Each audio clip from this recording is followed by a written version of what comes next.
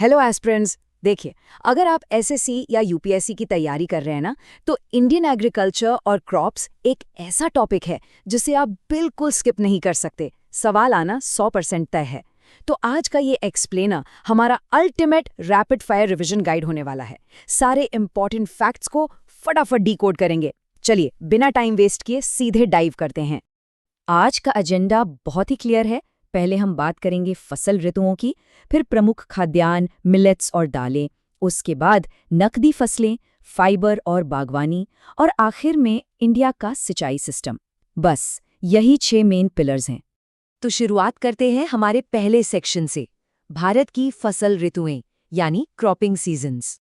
अब देखिए, हमारे देश का पूरा एग्रीकल्चरल साइकिल सीधा सीधा हमारे मॉनसून और सर्दियों पर टिका है। इसे बिल्कुल ऐसे समझिए जैसे मौसम के हिसाब से हमारी अपनी डाइट बदल जाती है ना? ठीक वैसे ही जब गर्मियों में मॉनसून हिट करता है तो हम खरीफ फसलें लगाते हैं। सर्दियों की शुरुआत में रबी की फसलें बोई जाती हैं, और इन दोनों के बीच जो गर्मियों का एक छोटा सा गैप बचता है ना, बस वहीं जायद फसलें अपनी जगह बना लेती हैं। अब इन महीनों पर जरा ध्यान दीजिए, क्योंकि एग्जामिनर अक्सर इन्हीं में हमें फंसाने की कोशिश करते हैं। खरीफ की बुआई हमेशा जून-जुलाई में और कटाई सितंबर-अक्टूबर में होगी। वहीं रबी को अक्टूबर-दिसंबर वाली सर्दियों में बोकर मार्च-अप्रैल में काट लिया जाता है, और जायद वो मार्च से जून के बीच एकदम फिट बैठ जाता है। ये एग्जैक्ट महीने आपके टिप्स पर होने चाहिए, बिल्कुल रटे हुए। चलिए आगे बढ़ते हैं सेक्शन 2 पर, जो है प्रमुख खाद्यान्न यानी भारत की मुख्य फसलें।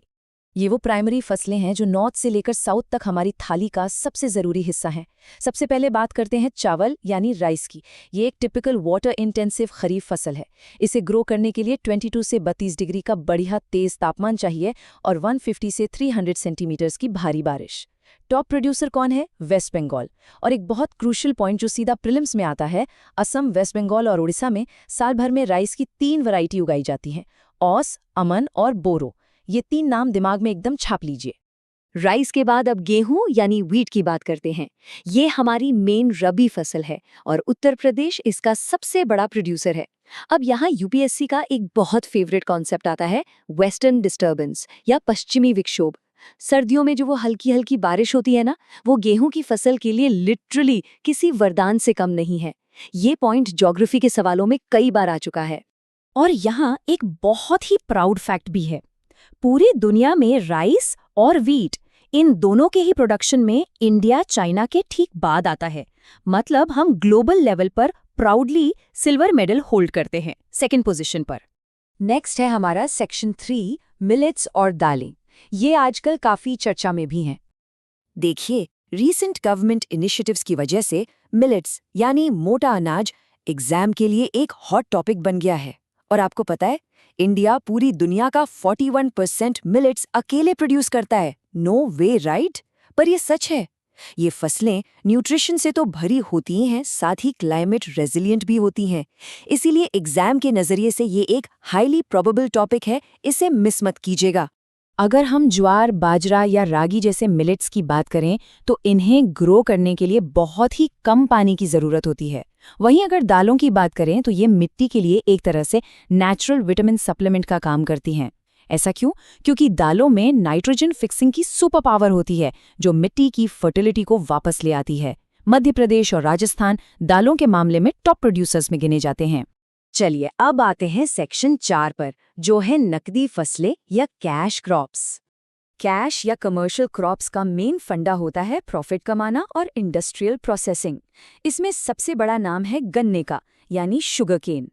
उत्तर प्रदेश भले ही सबसे बड़ा स्टेट है, लेकिन यूपीएससी मेंस का एक बहुत ही क्लासिक सवाल यहाँ से बनता है। सवाल ये कि चीनी की मिलें साउथ इंडिया, स्पेशली महाराष्ट्र की तरफ क्यों शिफ्ट हो रही हैं? इसके पीछे 2 रीज़न हैं।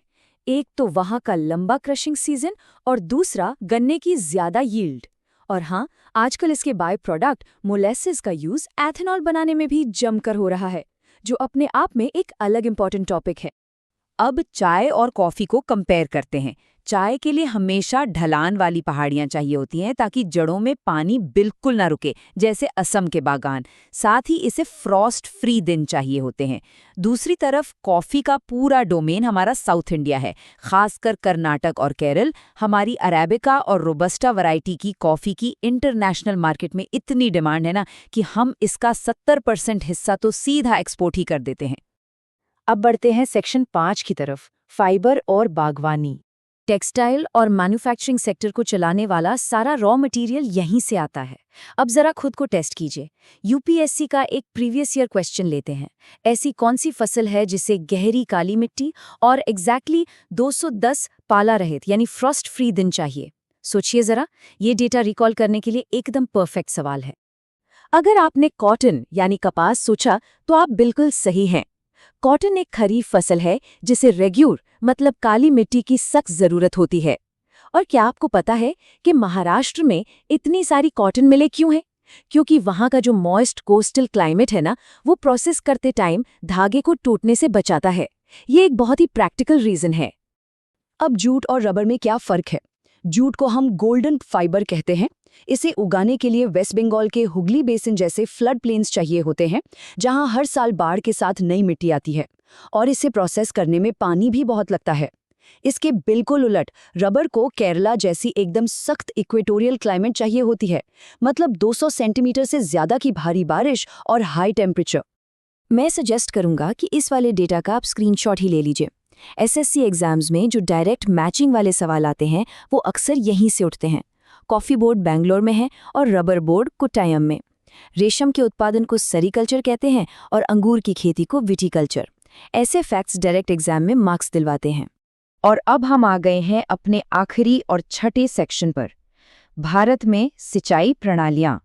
ये इंडियन एग्रीकल्चर का लिटरली लाइफ सपोर्ट सिस्टम है। जरा इन नंबर्स पर गौर कीजिए। इंडिया में आज भी 62% सिंचाई ट्यूबवेल और कुओं से हो रही है। अब ये सिर्फ एक डेटा पॉइंट नहीं है, बल्कि एक बहुत बड़ी वार्निंग भी है। इसका मतलब है कि हम जमीन के नीचे का पानी एक बहुत ही डेंजरस रेट पे निकाल रहे हैं।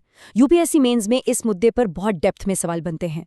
एक तरफ है हमारी ट्रेडिशनल सिंचाई, जहां हम बस खेतों में पानी भर देते हैं। इसमें पानी का वेस्टेज हद से ज्यादा होता है। और दूसरी तरफ है इसका solution, micro irrigation. Drip irrigation में पानी सीधा पौधों की जड़ों तक पहुंचता है, एक एक बूंद करके, और स्प्रिंकलर से बिल्कुल बारिश की तरह सिंचाई होती है। ये तरीके इतने इफेक्टिव हैं कि गवर्नमेंट इन पे भारी सब्सिडी भी प्रोवाइड कर रही है।